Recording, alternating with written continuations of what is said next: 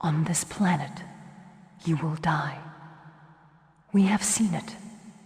Well, it's finally freaking here. The open beta for Dune Awakening is only a few days away from the 9th to the 12th of May, and I have a ton of keys to give away thanks to Funcom, legends in the epic onslaught of the open beta for a limited time only, as well as a global LAN party being broadcasted. So drop a comment, like the video, share it with your parents, get them pumped, and I'll randomly pick from those in the comments, liking and subscribing. Watch till the end to get a better idea of the timings of when I'll aim to get the keys to you. Massive thanks to Funcom for providing the keys. It's freaking awesome. So we got a ton of stuff to go over, but we're going to condense this, get it to the point.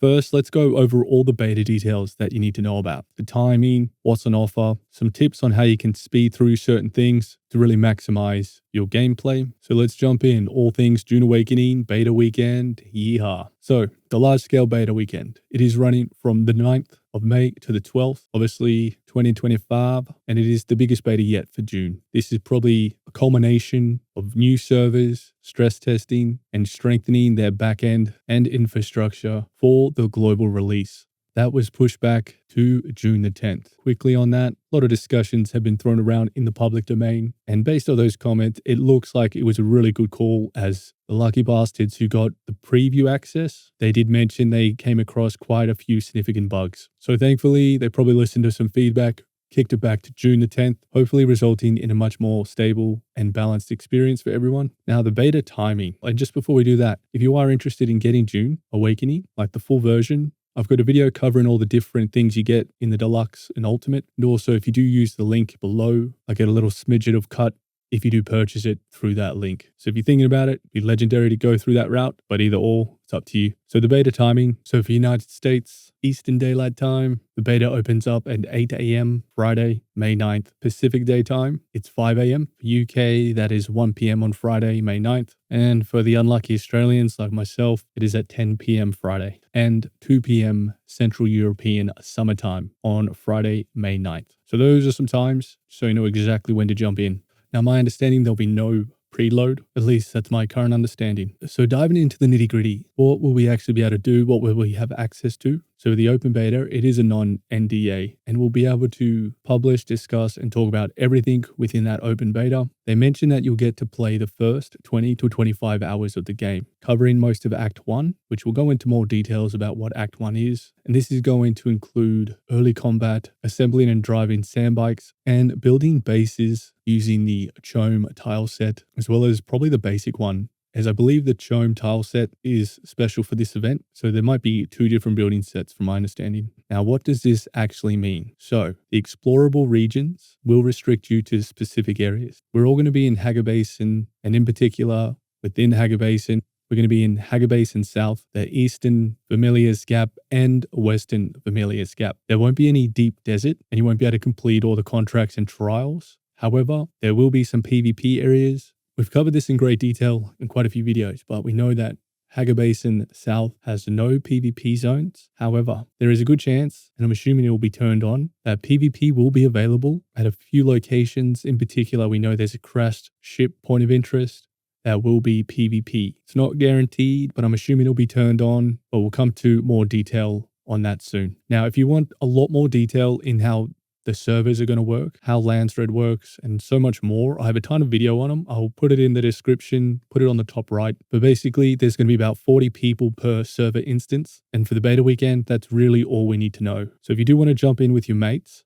you're going to have to try join the same server instance. Pretty straightforward, just like any other game, where if you want to play together, you need to be on the same server, at least for this beta. There's some nuances around this, and that's why it's good to check out the video on the servers and how it all works together. So no deep desert, but there will be PvP and stacks of PvE. Also, there'll be no world map or any of the social hubs. So from my understanding, we're purely just in Hagga Basin. We're going to be able to get our hands covered in sand, dirty, eaten by worms. Now, it's worth noting that we will only be able to craft up until the iron stage. So what do we know about this? This means that within our progression, anything that is going to require in terms of building weapons, armor, that require any resource above iron, we won't be able to do because we won't have access to be able to produce steel. And this gives us a good idea of what we're going to have access to. We're going to have access to some very early on basic weapons, armor. We'll have access to shields, med kits. For the buildings, we'll get access to the ore refiner, fabricators. We will be able to get some of the unique armors within the iron and copper stages. And I'm going to be trying to live stream and find all the different uniques covering iron and copper. So if you want to come along for the journey, come hang out as we explore Dune together. If that doesn't end up happening, I'll have an awesome tutorial and videos out giving you all the information on how to get the best uniques, weapons and armor. So we will get a lot to play with. Building up to get to the iron stage is still very early game, but a lot to sink your teeth into. As if we have a look on the map, it's these regions here that we're going to have access to. So that's a ton. And for 40 people, that's going to be about 2 or 3 PvP areas, which are your crashed ships, ones that look like this, where you find certain resources and rare loot. Everywhere else is just going to be PvE, so you'll have a blast. So a lot of freedom there. Just make sure that you keep an eye on this little icon that pops up on the top right or left, letting you know if you're in a PvP or PvE zone. As from my understanding, we only have the crashed ships we need to worry about.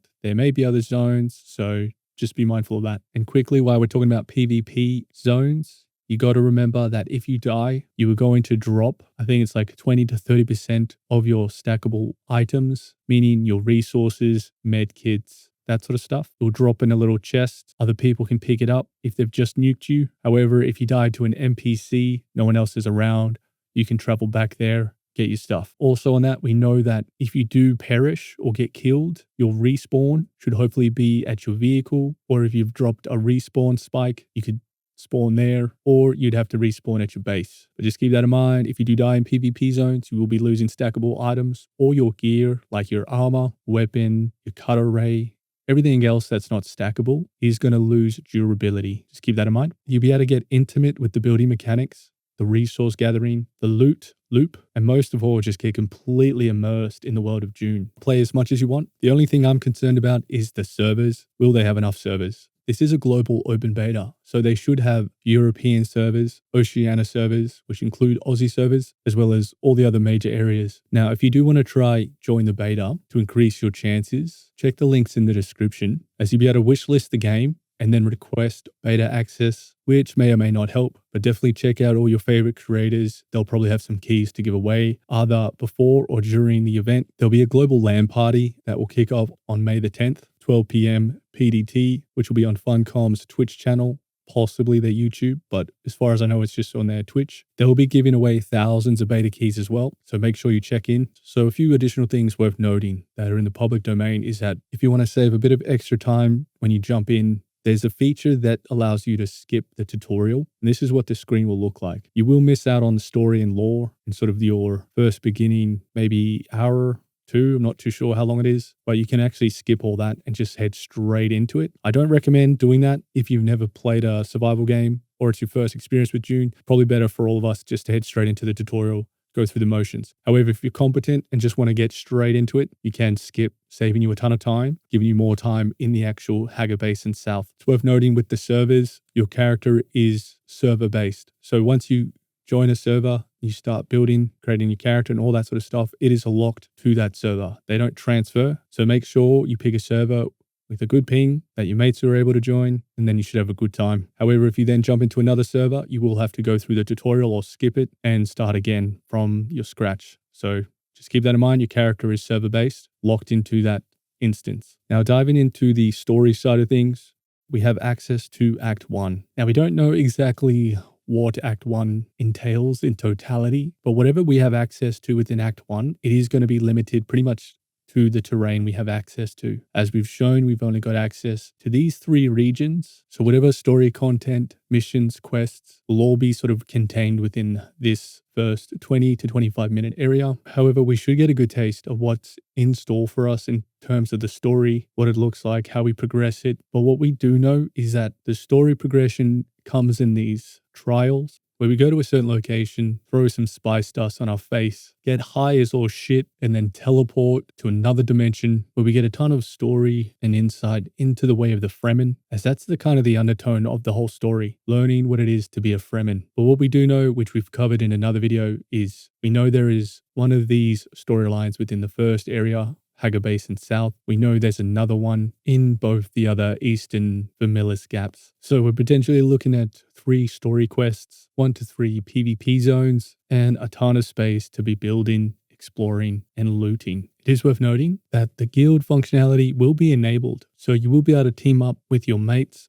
You will be able to conduct trades all within the social windows, at least from my understanding. Based off the preview build that the content creators have or had, we will be able to guild up. Now, it's really important to keep that in mind. If you're doing this solo, or even if you're in a group, there's going to be other groups. And with limited PvP area, with 40 players, it's going to be pretty intense in that area. So just be aware, the crashed ship, which we can 100% confirm is PvP, at least based off what we've been told from the dev interviews. So beware of that zone. But you will be able to trade with randoms, talk, send messages, potentially to the global Hagga Basin. There should be lots of opportunity to find and communicate with other players, or just go solo. Just touching on what vehicles we'll have available, it's just going to be the sand bike, from my understanding. Unfortunately, no ornithopters, but from the looks of it, it's a real mad way to get around. You'll be able to have storage, boost on it, and I think there's a few other things like a scanner, but a lot to muck around just with the sand buggy. It is worth noting that the PAX East will also coincide with the broadcast, where there'll be an opportunity to engage with Dune directly at that event if you're there. But that kind of gives you a good idea and overhead of what to expect. When it comes to the resources, as mentioned, we'll be having access to these zones. We know that we have limitations to whatever resources are within these maps. What we can confirm is that there's copper and iron. Copper will be everywhere in the starting area. And then when we get into the Vermilius gap, that's when we will go to the next tier and start mining iron. Then along with that, there'll be a ton of other locations with a variety of different loot. But for the limited time, it's going to be a huge amount of area, lots of fun. And quickly touching on cheating within Dune Awakening. Dune Awakening uses the Battle Eye, which is pretty robust anti-cheat software. It's widely used in a lot of other multiplayer games. It's designed to detect and prevent cheating by monitoring unauthorized software, memory modification, and other exploits. So keep in mind, you won't be able to use Reshade with Dune Awakening, at least not at this stage, I believe. If you get it working, let me know. It'll make Dune Awakening look even better with a mad reshade, but it'll have server-side detection, real-time monitoring, hardware ID and IP tracking, and I believe players can also report suspected cheating in-game or within feedback channels. Not 100% certain, but I reckon cheating within Dune Awakening will be pretty difficult, so that's a really good comforting factor that will help PvP and the whole game as a whole sustainable just in that aspect alone. This should kind of give you a good understanding of kind of what's on offer, what to expect, the timing, other events, how to get your keys. If you do want to purchase the game, consider using the links in the description. That will help us out. I'll be drawing the keys probably a day before, so we'll be randomized and there's a few keys to go around. So make sure you like and comment and subscribe. That will go a long way. And in worst case, definitely check out all your favorite content creators. And particularly when it goes live, there'll be tons of streamers giving out keys. So stay tuned. There should be plenty of opportunity to get amongst it. But in any case, I hope you got something out of this. Let me know what you think. What are some of your questions? I'm probably going to try put a guide together based off all the information we can consume that's on YouTube. So to do a little beginner guide for the beta. Thanks very much. Peace.